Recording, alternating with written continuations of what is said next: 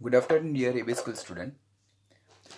આપણે periodicity ચેપ્ટરના last બે સેશનમાં પરમાણુય ત્રિજ્યા, આયનીય ત્રિજ્યા, આયનીકરણ એન્થાલ્પી, વિદ્યુત ઋણતા અને ઇલેક્ટ્રોન પ્રાપ્તિ એન્થાલ્પી વિશે જોયું. ધાતુ અધાતુ સ્વભાવ વિશે જોયું.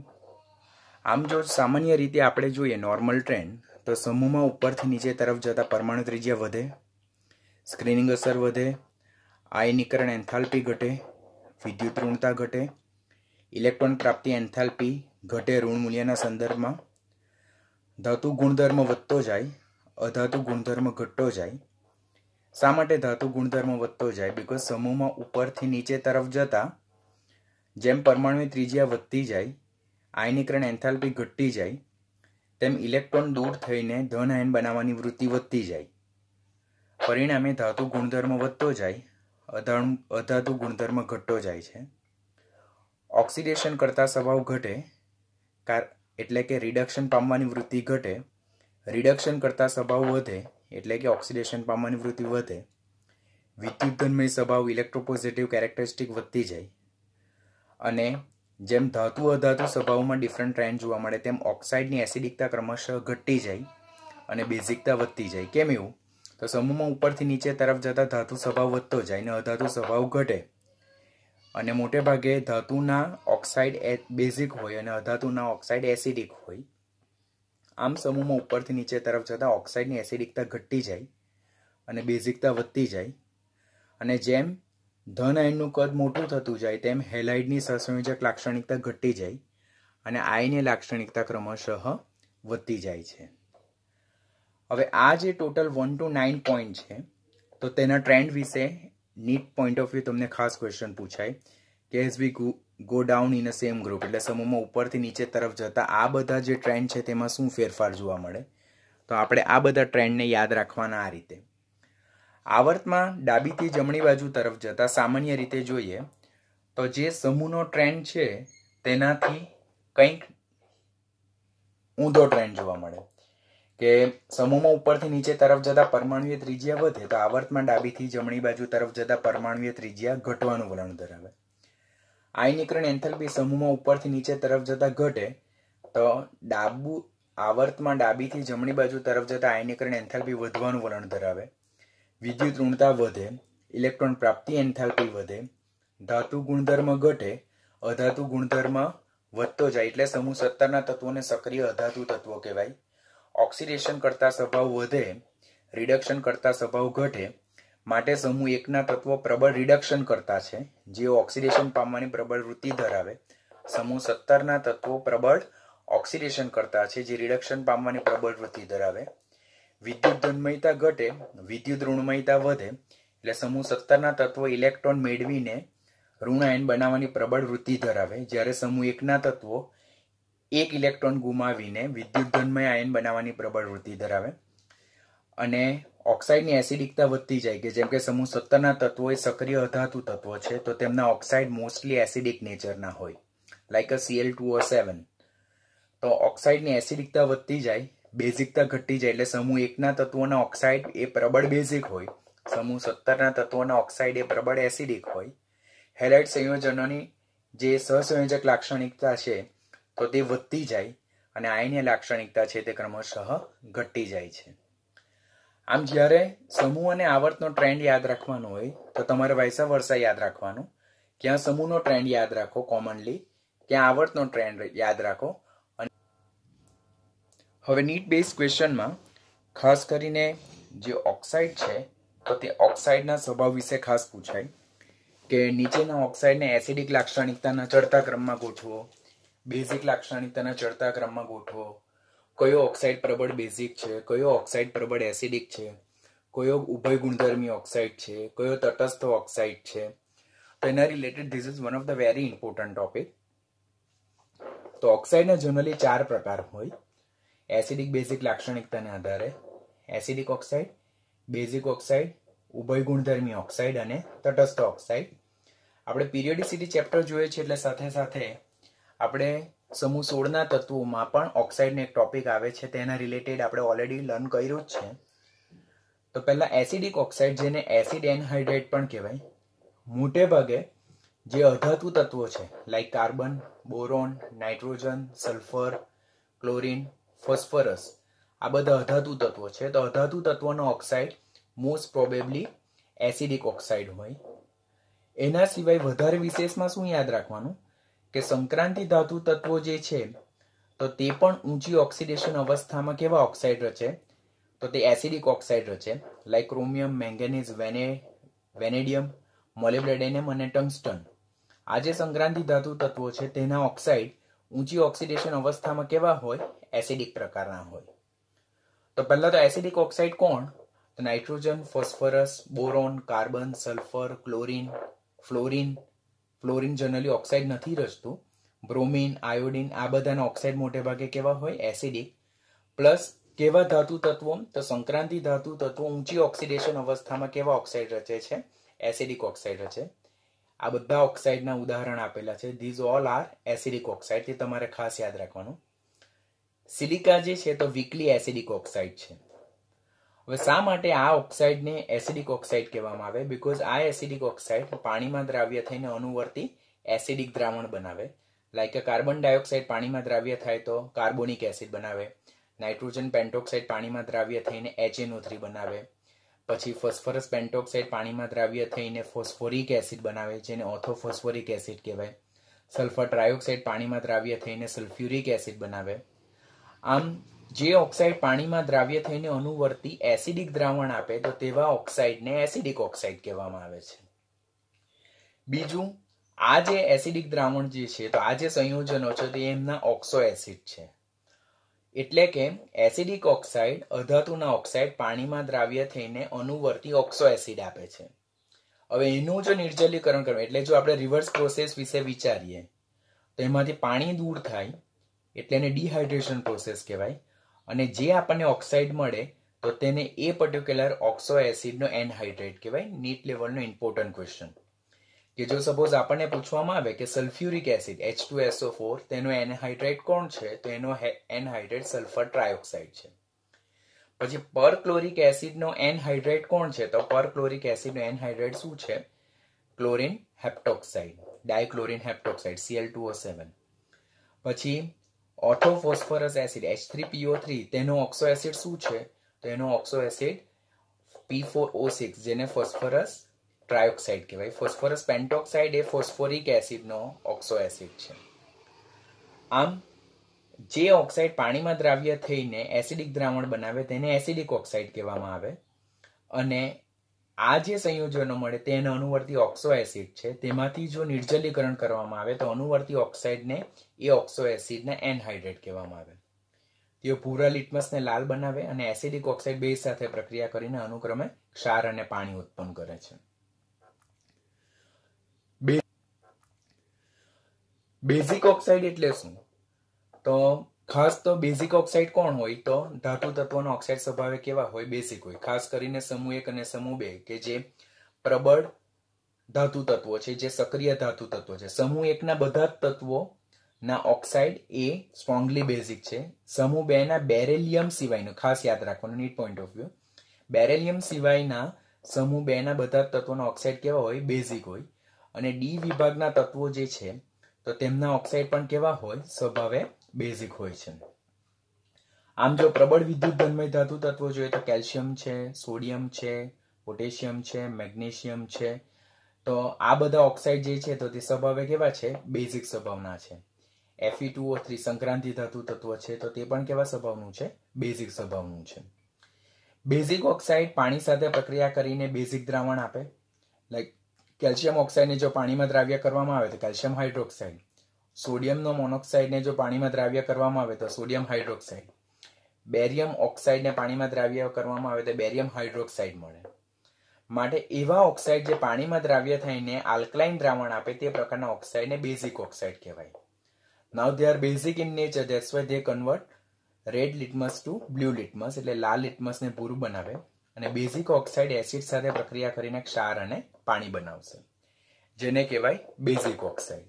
બેઝિક હોય એવું જરૂરી નથી અને ધાતુના ઓક્સાઇડ બેઝિક જ હોવા જોઈએ એવું જરૂરી નથી. વધારે પ્રોનાઉન્સ ડેફિનેશન શું છે? જે ઓક્સાઇડ પાણીમાં દ્રાવ્ય થઈને બેઝિક દ્રાવણ આપે તે બેઝિક ઓક્સાઇડ, એસિડિક દ્રાવણ આપે તે એસિડિક ઓક્સાઇડ, અને જે એસિડ અને બેઝ બંને તરીકે વર્તે અને એ એસિડ અને બેઝ બંને સાથે પ્રક્રિયા કરે તો એ પ્રકારના ઓક્સાઇડને શું કહેવામાં આવે? ઉભય ગુણધર્મી ઓક્સાઇડ કહેવામાં આવે.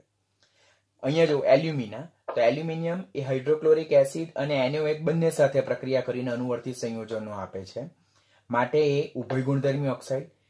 ઝિંકાઇટ ZNO તે પણ HCl અને NaOH બંને સાથે પ્રક્રિયા કરે છે, માટે એ કેવું છે? ઉભય ગુણધર્મી ઓક્સાઇડ. આમ ઉભય ગુણધર્મી ઓક્સાઇડ એ ધાતુ પણ રચી શકે, અર્ધ ધાતુ પણ રચી શકે, પણ અહીંયા મોટે ભાગના સંયોજનો ધાતુના છે, તો તે આપણે નીટ પોઈન્ટ ઓફ વ્યૂ ખાસ યાદ રાખવાના. તમને એક્ઝામમાં યાદ રહેશે નહીં. These are very important one.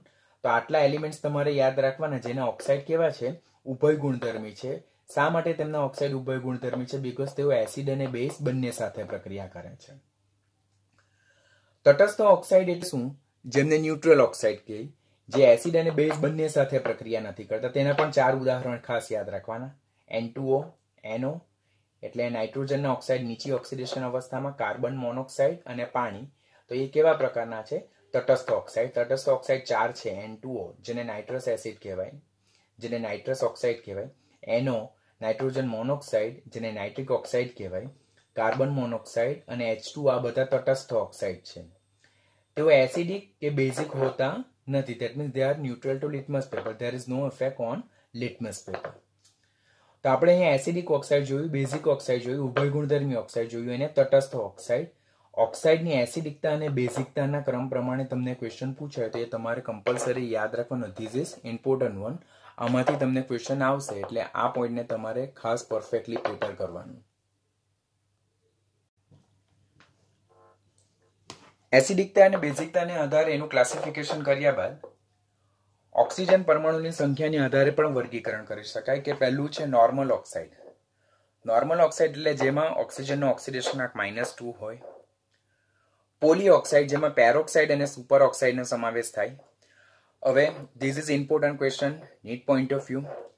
Peroxide ion નો ઓક્સિડેશનાંક અને પેરોક્સાઇડ ઓક્સિજનનો ઓક્સિડેશનાંક બંને ડિફરન્ટ છે. પેરોક્સાઇડ આયન એટલે O2-2 તેનો ઓક્સિડેશનાંક -2 છે, અને પેરોક્સાઇડ ઓક્સિજનનો ઓક્સિડેશનાંક કેવો છે? -1 છે. સુપર ઓક્સાઇડ આયનનો ઓક્સિડેશનાંક -1 છે ને સુપર ઓક્સાઇડ ઓક્સિજનનો ઓક્સિડેશનાંક -1/2 છે. ઘણી બધી વખત આપણે લર્ન કર્યું છે. તો પોલી ઓક્સાઇડ એટલે પેરોક્સાઇડ અને સુપર ઓક્સાઇડ જેમાં ઓક્સિડેશનાંક ઓક્સિજનનો -2 સિવાયનો હોય, -1 અને -1/2. જો ઓક્સિજનનો ઓક્સિડેશનાંક -1 હોય તો એને પેરોક્સાઇડ કહેવાય, -1/2 હોય તો એને સુપર ઓક્સાઇડ કહેવાય. સુપર ઓક્સાઇડમાં પોટેશિયમ, સીઝિયમ અને રૂબિડિયમ આ 3 મોટા કદના ધાતુ આયનો જ બનાવી શકાય. બીકોઝ મોટા કદના ધાતુ આયન મોટા કદના સુપર ઓક્સાઇડ આયનનું સ્ટેબિલાઇઝેશન ઇઝીલી કરી શકે. લિથિયમ અને સોડિયમ સુપર ઓક્સાઇડ બનાવતા નથી. સબ ઓક્સાઇડ એટલે શું? કે ઓક્સિજન પરમાણુની સાપેક્ષમાં જોડાતા પરમાણુની સંખ્યા વધારે હોય, લાઈક N2O. તો અહીંયા ઓક્સિજન 1 છે જ્યારે નાઇટ્રોજનના 2 પરમાણુ છે. અહીંયા કાર્બનના 3 પરમાણુ છે જ્યારે ઓક્સિજનના 2 પરમાણુ છે. તો એ પ્રકારના ઓક્સાઇડને સબ ઓક્સાઇડ કહેવાય. Mix oxide that is also important question. જેમ કે રેડ લેડ Pb3O4 જેને સિંદૂર પણ કહેવાય, જેને પ્લમ્બિક ઓક્સાઇડ પણ કહેવાય. તો તેમાં લેડની 2 ઓક્સિડેશન અવસ્થા જોવા મળે, +2 અને +4. કેવી રીતે બને છે? તો તેનું આ રિએક્શન યાદ રાખવાની. HNO3 સાથેનું રિએક્શન એનું ખાસ ઇમ્પોર્ટન્ટ છે. પછી Fe3O4 જેને મેગ્નેટાઇટ પણ કહેવાય, ફેરસોફેરિક ઓક્સાઇડ બી કહેવાય, જેમાં Fe ની 2 ઓક્સિડેશન અવસ્થા જોવા મળે, એક +2 અને બીજી +3 ઓક્સિડેશન અવસ્થા જોવા મળે, માટે એને ફેરસોફેરિક ઓક્સાઇડ કહેવામાં આવે. ટ્રાઇમેંગેનીઝ ટેટ્રોક્સાઇડ Mn3O4 જેમાં Mn ને +2 અને +4 ઓક્સિડેશન અવસ્થા જોવા મળે. આમ આવર્તમાં ડાબીથી જમણી બાજુ તરફ જઈએ તેમ ઓક્સાઇડની એસિડિકતા ક્રમશઃ વધતી જાય અને ઓક્સાઇડની બેઝિકતા ક્રમશઃ ઘટતી જાય, કારણ કે ધાત્વીય સ્વભાવ અનુક્રમે ઘટતો જાય છે અને અધાતુ સ્વભાવ ક્રમશઃ વધતો જાય. ઇમ્પોર્ટન્ટ વન કે જોઈએ તો સમૂહ 1 ના ઓક્સાઇડ પ્રબળ બેઝિક, સમૂહ 2 ના બેઝિક, સમૂહ 13 ના ઉભય ગુણધર્મી, સિલિકા નિર્બળ એસિડ, બરાબર, અધાતુ તત્વ, નોન મેટલ કેરેક્ટરિસ્ટિક સ્ટાર્ટ થઈ ગઈ. P4O10 એસિડિક સ્વભાવનું છે. પછી સલ્ફર ટ્રાયોક્સાઇડ પ્રબળ એસિડ અને ક્લોરીન હેપ્ટોક્સાઇડ, ડાયક્લોરીન હેપ્ટોક્સાઇડ સૌથી પ્રબળ બેઝિક છે. Sodium, magnesium, aluminium, silicon, phosphorus, sulphur, chlorine આ બધા સમાન આવર્તના તત્વો છે, એટલે કે ત્રીજા આવર્તના તત્વો. તો તેમાં ડાબીથી જમણી બાજુ તરફ જોઈએ તો અહીંયા પ્રબળ બેઝિક છે સમૂહ 1 ના તત્વોના ઓક્સાઇડ, જ્યારે સમૂહ 17 ના તત્વોના ઓક્સાઇડ પ્રબળ એસિડિક છે. એટલે આપણે બેઝિકથી એસિડિક તરફ મૂવ થઈએ એટલે આવર્તમાં ડાબીથી જમણી બાજુ તરફ જતા ઓક્સાઇડની એસિડિક લાક્ષણિકતા વધતી જાય અને બેઝિક લાક્ષણિકતા ઘટતી જાય. The main reason behind that metallic characteristic decrease થાય અને નોન મેટાલિક કેરેક્ટરિસ્ટિક ક્રમશઃ ઇન્ક્રીઝ થાય છે. એટલા માટે સમૂહમાં જો ઉપરથી નીચે તરફ જઈએ તો એસ વિભાગના તત્વો માટે ખાસ જોઈએ તો ઉપરથી નીચે તરફ જાય તેમ જેમ ધાત્વીય ગુણધર્મ વધે તેમ ઓક્સાઇડની બેઝિકતા ક્રમશઃ વધતી જાય છે. કે જેમાં રૂબિડિયમ અને સિઝિયમના ઓક્સાઇડ અતિ પ્રબળ બેઝ છે, જ્યારે લિથિયમના મંદ બેઝ છે. પી વિભાગના તત્વોમાં ઉપરથી નીચે તરફ જઈએ તેમ અધાતુ ગુણધર્મ ઘટે અને ધાતુ ગુણધર્મ વધે તો ઓક્સાઇડની એસિડિકતા ઘટે અને બેઝિકતા વધતી જાય. જેમ કે બોરનના ઓક્સાઇડ એસિડિક છે, જ્યારે થેલિયમના ઓક્સાઇડ કેવા છે? પ્રબળ બેઝિક છે. એલ્યુમિનિયમ અને ગેલિયમના ઓક્સાઇડ ઉભય ગુણધર્મી, ઇન્ડિયમના બેઝિક અને થેલિયમના પ્રબળ બેઝિક છે. અધાતુ તત્વો માટે જે ઓક્સાઇડની એસિડિકતા છે તેના ઓક્સિડેશન આંકના સમપ્રમાણમાં છે. એટલે જેમ ઓક્સિડેશન અવસ્થા વધતી જાય તેમ ઓક્સાઇડની એસિડિકતા ક્રમશઃ વધતી જાય. કે અહીંયા આપણે નાઇટ્રોજનના જ 5 ઓક્સાઇડ છે તો N2O માં નાઇટ્રોજનનું ઓક્સિડેશન આંક +1 છે, જ્યારે N2O5 માં નાઇટ્રોજનનું ઓક્સિડેશન આંક +5 છે. તો N2O અને NOA એક્સેપ્શનલી કેવા છે? તટસ્થ ઓક્સાઇડ છે. Very important question. જ્યારે N2O5 એ અતિ પ્રબળ એસિડ છે. તો નાઇટ્રોજનના આ જે ઓક્સાઇડ છે તેને તેમની એસિડિકતાના ચડતા ક્રમમાં ઉતરતા ક્રમમાં ગોઠવો, એના રિલેટેડ ક્વેશ્ચન પૂછાય તો આને એસિડિકતા સૌથી ઓછી, they are neutral, they are that means એ લોકો તટસ્થ સ્વભાવના છે, જ્યારે આની એસિડિકતા સૌથી વધારે. તો આપણને 4 ઓપ્શન આપેલા હોય કે N2O, NO, N2O4 અને N2O5. તેમાં સૌથી વધારે પ્રબળ કયો ઓક્સાઇડ છે? That is dinitrogen પેન્ટોક્સાઇડ.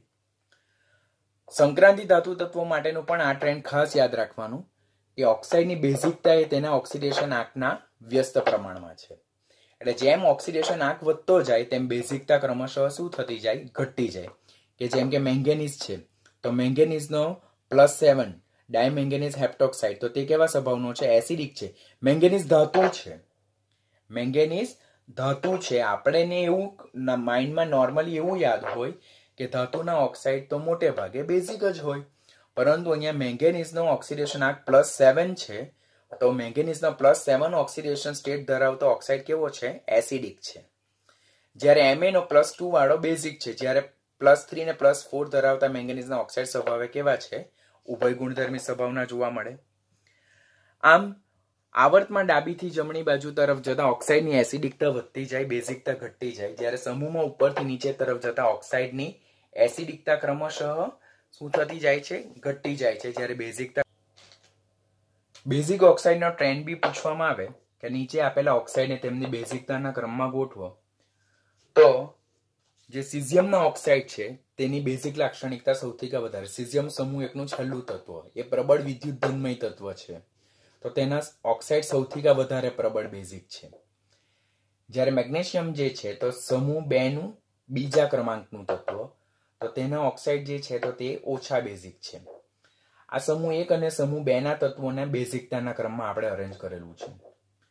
ઉભય ગુણધર્મી સ્વભાવ જોઈએ તો બેરેલિયમના ઓક્સાઇડનો ઉભય ગુણધર્મી સ્વભાવ સૌથી વધારે, જ્યારે ઝિંકનાનો ઓછો. એસિડિક ઓક્સાઇડ જોઈએ આપણે તો ક્લોરીનના ઓક્સાઇડ એ સૌથી પ્રબળ બેઝિક છે, એસિડિક છે સોરી, જ્યારે બોરોનના ઓક્સાઇડ એ કેવા છે? સૌથી ઓછા એસિડિક છે. કેમ એવું? તો આવર્તમાં ડાબીથી જમણી બાજુ તરફ જઈએ તેમ એસિડિક લાક્ષણિકતા ક્રમશઃ શું થતી જાય છે? વધતી જાય.